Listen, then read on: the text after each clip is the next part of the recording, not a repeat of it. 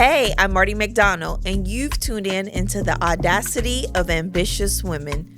This podcast is for all women who are ready to jump boldly into their next stage of life. Whether it's business or personal, it's time to be audacious. So let's get started. I am excited to speak with Brandi Wallace, founder of Sacred Heart Collections, for this episode of the Audacity of Ambitious Women. Since its inception, Sacred Heart Collections has shaken up the women's wear with its visionary cocktail dresses, jumpers, and gaining attention from top publications like Glamour, UK Vogue, and People. Brandi's commitment to quality and affordability set the brand apart, and the line now includes its SHC Collegiate Collection. This collection is tailored for HBCU and Greek organizations while also securing licensing agreements with prestigious institutions such as Spelman College, Howard University. With a trajectory marked by success, the brand continues to grow, aiming to make its unique designs accessible nationwide with local retail partnerships, all while embodying grace, exquisiteness, and empowerment in every garment. Brandi, welcome to the Audacity of Ambitious Women. Super excited to have you. There's so many, we've had so many conversations around the audacity of women and the pitches. I'm so excited to dig deep into your story of how you got here, how you started this, and all of the obstacles, challenges, and lessons that you've learned along the way. So welcome. Well, thank you, Marty. Thank you so much for having me. I'm so excited to be here. Yes. Okay, so tell us a little bit more about Sacred Heart Collections, how you started it, where it came from. You ain't no spring chicken. You've been doing this for a little while now. Yes, absolutely. So I have been in the design industry for 20 years. I started Sacred Heart Collections just out of the need for something to wear for me and my girlfriends. At the time, we were living in New York. We didn't have a dime to spend on clothes. And at the time, there was no Instagram boutiques. There was no really fast fashion that was affordable. So I created Sacred Heart Collections out of a necessity. And so I was always inspired by vintage pieces and those kind of things. So I would be inspired and create and recreate things out of vintage pieces. And then I started to learn how to produce them on my own right there in the garment district. And so my friends and I would have really unique things that people honestly wanted to buy off of our backs when we were going out. So that's kind of how it started. And I am super blessed that we got a lot of notoriety very quickly. We got in some magazines, on some shows on BET, some reality shows, on The Game, Basketball Wives. We had our clothes on those people, and I had a great product placement person that was able to help me facilitate that. So it's got a great notoriety really fast. And so that's how it started. But slowly, even though we started there, that's not where we ended up. Yeah. We kind of took a different path to success. I'm a member of Delta Sigma Theta Sorority Incorporated. Hey, soror. Hey, soror. And so during maybe, let's say, 2013, centennial year, one of my prophytes said, "Can you make us a cardigan?" And I was like, I guess I can make y'all a cardigan. I mean, it's not really what I do, but I can make a cardigan. And, she had an idea that just did not look like a lot of other people's, paraphernalia. And so I said, okay, sure. And I added my little twist on it, gave it some really ladylike, beautiful features and just something that just wasn't too all over the place with, all of the elements. And so I did that, and I did it for my chapter within Spelman. So all of my prophytes, and I had about 50 people order it, and they pre-ordered it, and that was a pretty substantial order for me at that time. And so once we delivered it, and it went all over the country because everyone was in different places in California, DC, New York, Atlanta. And then I started getting calls, and people were like, "Where'd you get that cardigan? Can you make me a cardigan? Can you make one for our chapter? Can you make one for our chapter?" And so I then said, I am making cardigans now. Yes. Yeah, so that's what started us moving into this realm of Sacred Heart Collections. Well, now Sacred Heart Collections is, you guys have an exclusive line at Belk, right? Yes, yes. I want to hear about how that happened. But before you tell me the story, I want to share some stats with you that specifically women, have been really leaning into as it relates to pitching. Mhm. And I want to get your reaction from it to see if any of these things have happened to you or if you've been impacted or affected by them. So the first stat is 60% of company representatives say no 4 times before they say yes. 80% of sales require 5 follow-up calls, and 48% of people who pitch specifically never even make a single follow-up attempt. Any of those resonate with you, stand out to you, feel like Yes. you done hounded people? Yes, completely. And I will say 5 follow-ups before a decision is made. Let's try 10, 15. I have Seriously. email threads that are like 60 emails Yes, long before yes. we're actually getting somewhere. So yes, absolutely. Definitely you have to have the tenacity to know I have a good product. It deserves to be somewhere, but also the ability to hear no and keep going and keep asking and being persistent and consistent without being hounding people. You have to be persuasive. You have to tell them what they need to hear about your product. You have to tell them what it can bring to them, the sales that you've already delivered, how popular it's been, your sell-throughs that you've had. So those are the kind of things that make your pitch specific to a retailer actually make it go through. So how did you guys garner the attention of Belk? And was Belk someone that you thought your clothes would be on the shelves at? Oh, no, absolutely. I didn't even think that wasn't what I would think of when I think of HBCU apparel. Luckily, we had my husband works for Sacred Heart Collections full time, so he's my partner in crime, my partner in life, my partner in love. So he honestly has been the most amazing salesperson that we've ever had within our company. He can hear no 1 million times and he will still get back up the same day and keep going. So it was actually him that reached out to Belk and he got the first contact, the first call. He was great at following up. For me, because I have so many things on my plate and so many things that I'm doing, I can easily fall into the never follow up person. But he was really tenacious on getting the call, setting the meeting, and he was honestly very he almost like was very he expected it. He didn't go in asking. He said, "When can we set up a time?" Like it was not more of like, "Please, would you mind? Do you think we could meet sometime?" And he was like, what time works for you?" So that was really what kind of got us like started with Belk. And the curator of the collection, they have a culture shop there where they were really dedicated to highlighting HBCUs and Black-owned brands within that culture shop, was a VP there at Belk. And she was really instrumental in guiding us through the whole process into being in a national retailer like that.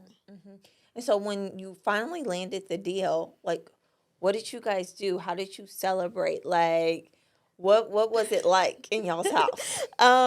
There was no time to celebrate. It was time to like get things going, get things moving. There was 100 different steps that we had to do in order to make sure that we followed through. There was a lot of certifications, a lot of inspections, a lot of things that we had to get done. So we really had no time to celebrate. We didn't really celebrate until our invoice was paid.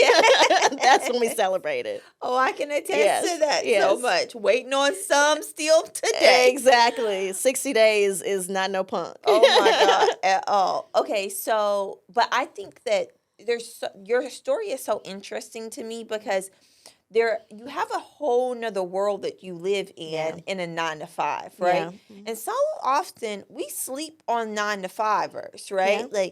But your 9-to-5 is the thing I feel like that sets you up with the expertise to make Yeah. your 5 to 9, your 9 to 5 Exactly. in another world. Right? Exactly. So can you share how your day job has been so instrumental in building out this brand that you have? Absolutely. So to do that, I'd have to back up to when I was in New York.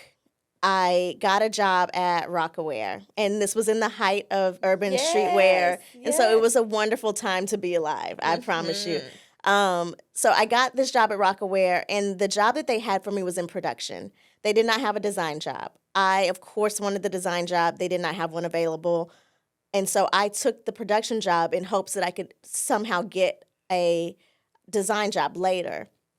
And it didn't happen, for whatever reason, but I started doing production, and I started just learning a lot about production. I totally did not want to do it, but, God be knowing. So he put me there for a reason, for me to learn all of these like ins and outs of logistics and how things are imported in and how they're routed to stores, and just really all the things that need to get done before, like once you get the order, all the things that need to be done thereafter in order to get it to the store. So I facilitated a lot of that at that particular job. And I learned the ropes really quickly, and they trusted me with a lot of information and a lot of heavy lifting with regards to that. So then fast forward, when I got the job that I'm at now, in a design role, I quickly elevated, and I learned and I took pieces from every single job that I've gone to, every single job that I've been in within this retail industry. And I've taken pieces and I've applied them to Sacred Heart Collections. There's a lot of knowledge that we need to know about line sheets, costing, markups, margin, chargebacks. Oh my God, all the things. Chargebacks. Yes. If I hadn't known what a chargeback was, then you could have made a retail deal, make your business go under. Tell everybody what a chargeback is if they're looking to get into retail. So a chargeback is when, after you've shipped the product, a retailer will come back and charge you back per item, per piece, per shipment of something that's wrong. Let's say price tags are wrong, or the way you folded it is wrong, the way you put it on a hanger is wrong, where you put the price ticket is wrong. So they each have their own manuals and guides that are really different per retailer and very intricate. And so if you don't follow those guidelines to a T, which makes their product, and I understand why, because I work for a retailer, it makes their product look very unanimous on floor. It looks very cohesive. You can't tell it's from a bunch of different vendors, right, for that reason. So a chargeback is when they will charge you back per piece, and if you've got a big order, that could mean your profit is completely zero or negative, and now you owe them money. Right. So I learned those things when I worked in production with Rockaware. I learned chargebacks. I learned getting chargebacks per pieces and how to be very careful and mindful of those things, and even how to negotiate. Sometimes you can negotiate to not be applied chargebacks for this first order, or certain things can be waived. You don't know that as just a person trying to get into it, but you can absolutely, if they want your product badly enough, then you can waive certain requirements. Absolutely. Yeah, I think that so often there is this stigma. I got into retail. I got into this one store, whatever. I'm so excited. But there is so many things that you have to know before getting in there. Yeah. I think I seen a brand on Instagram the other day, and the lady was crying. And she was like, I have all of these clearance chargebacks that I'm responsible for. Oh, yes. Or there's a percentage that you're responsible for when you get into retail that you have to pay back if your product goes on clearance. Yep. And she said that it was like $200,000 worth of charges. Yep. And that she needed everybody to go and buy the product off the shelf. If she didn't, she had to pay that. And I'm like, getting into retail ain't as glamorous. Yeah. It's scary. As what everybody makes it seem to be. Because if you don't have the capital. Yeah, exactly. And if you can't wait for that 60-day, after it ships, so you've already produced it, you've already paid for the production, you've already paid for it to be imported and then shipped to the retailer, and then you invoice them, and then you wait another 60 days. If you don't have enough cash flow to keep your business going during that time, then you could be really stuck. And so, yes, absolutely, those chargebacks can be critical in debilitating for some businesses, for sure. Yeah. So you guys got into Belk. You worked on this exclusive order. How has that given your brand visibility for more customers to know about you and really put your brand in front of customers that you may not have garnered the attention of before? Oh, absolutely. It's definitely put us on the map. We've gotten a lot of invitations to, be it Bayou Classic and do different things. We soon after we did the Belk deal, we were able to ship to Academy as well, Academy Outdoors. So we got an order there. We've also been able to sell more to the bookstores because of our order with Belk. So now we have the ability to say we are selling this at Belk. It has got this percentage sell through. We're doing gross margin around this rate. So maybe you want to purchase a little bit more. We've got these styles that really sold well. Mm-hmm. And the great thing about the bookstores is they get a new customer every year. Yes. And, our Belk customer is very traditional, and that might be an alumni person, but our bookstores are going to be a new customer and family every single year. So now we can kind of continue to run some of the same styles and also give them some newness, but we have the information to be able to give them based on what we've done at Belk. And how were you able to garner the attention of bookstores? I wouldn't have even thought that was a route, but that seems so applicable to your business specifically. So we had to learn. They were actually our first order came from the bookstores before we were able to get into Belk. And so we were able to learn, shipping and the POs and all of that on them on a smaller level before we got to Belk. So it was really kind of very strategic, not on our own part, but, God moves us and he opens doors. And the way that it's kind of set up right now is our bookstores and most of the colleges are run by two different entities, Barnes and Nobles, Lids, and Follett. And so we have relationships with both of those entities, and we can, they can see some of the sales results in certain stores and choose whether or not to add more doors to our assortment. It's actually really cool that was the sequence of everything and how it played itself. So are you guys specifically focused, Neil, only on HBCUs, or do you spread outside of that box as well? We are expanding outside of the HBCU realm. We love our HBCUs. We 100% highlight them. That will always be our main focus and our main priority.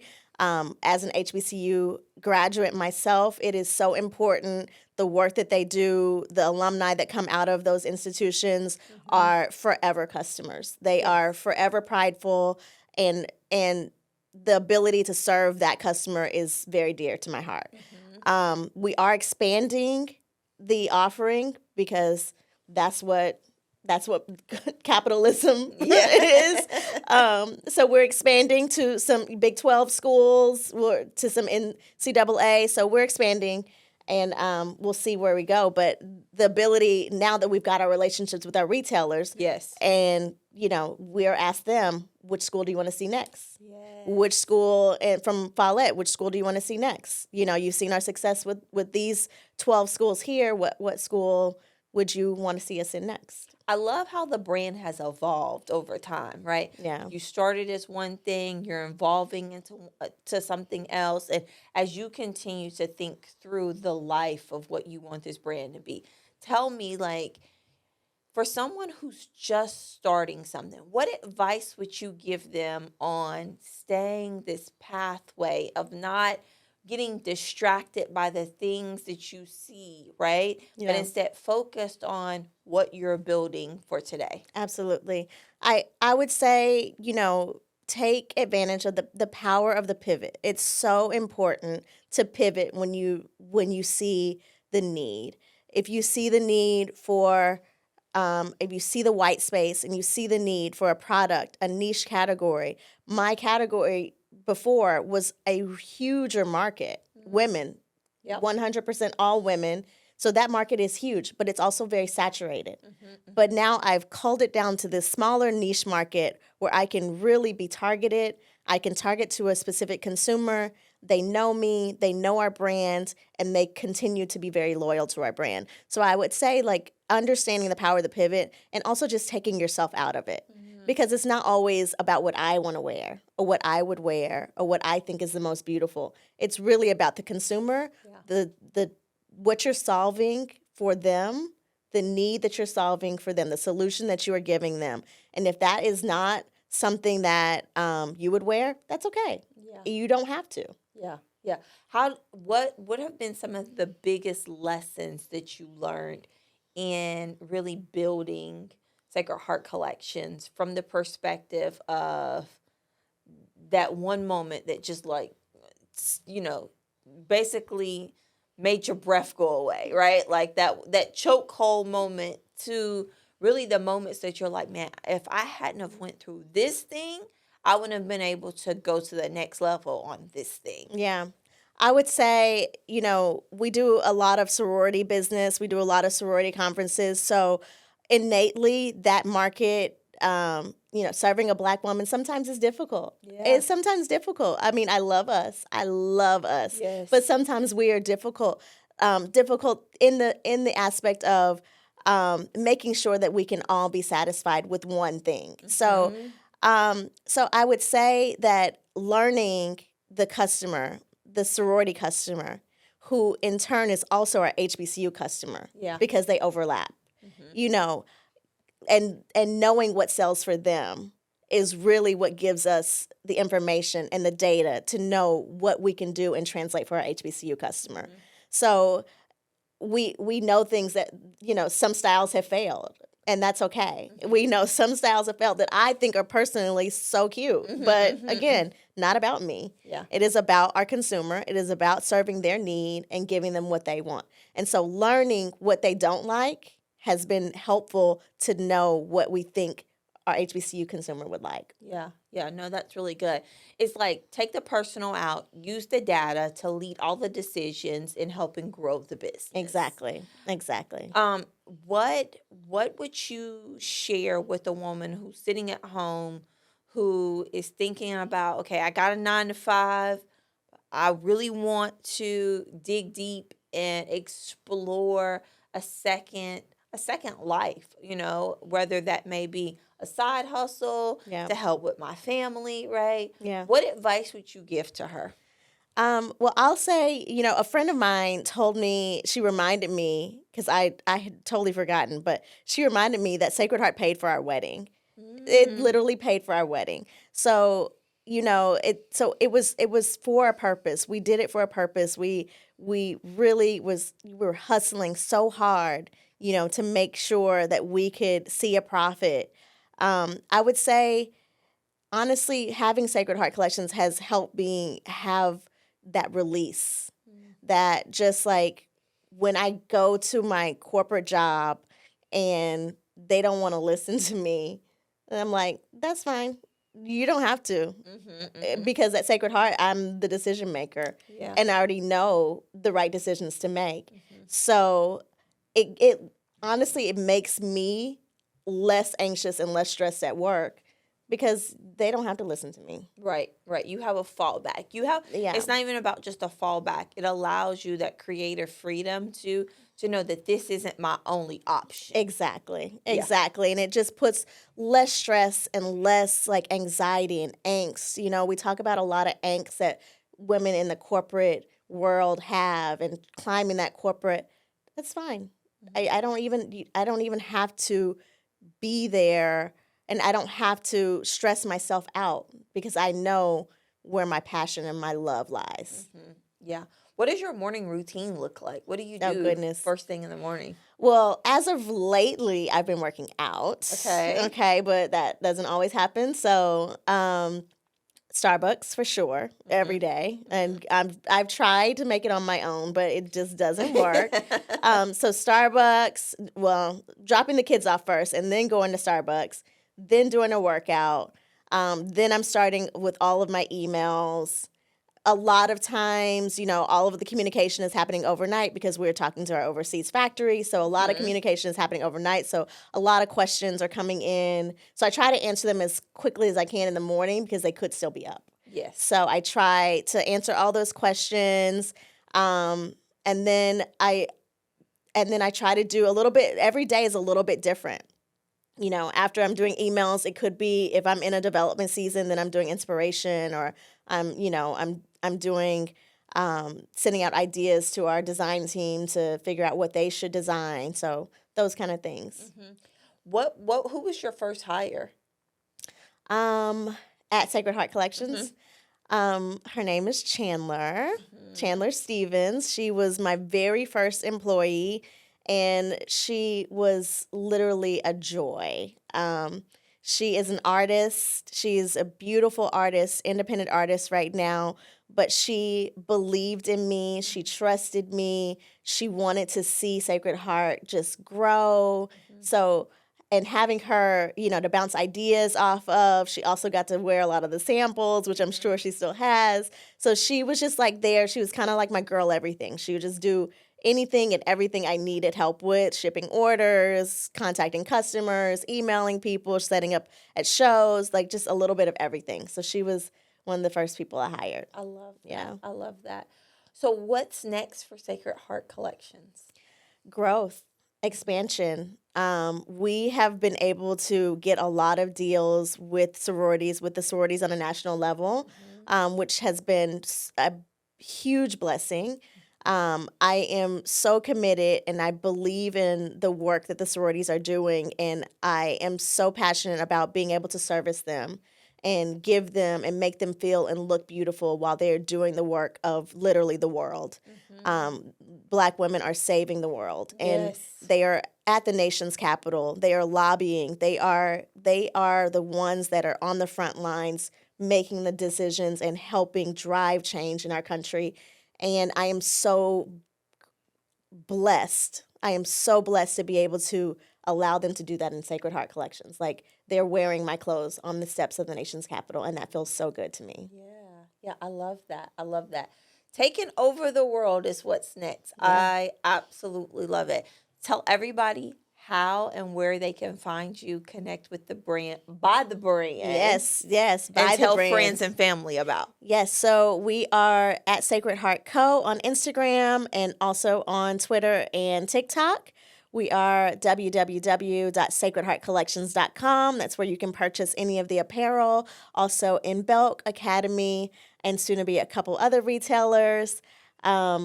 We are super excited for the continuous growth of Sacred Heart Collections. I'm super excited to be able to serve our customer and continue to uplift the legacy of HBCUs that is so critically important to this country.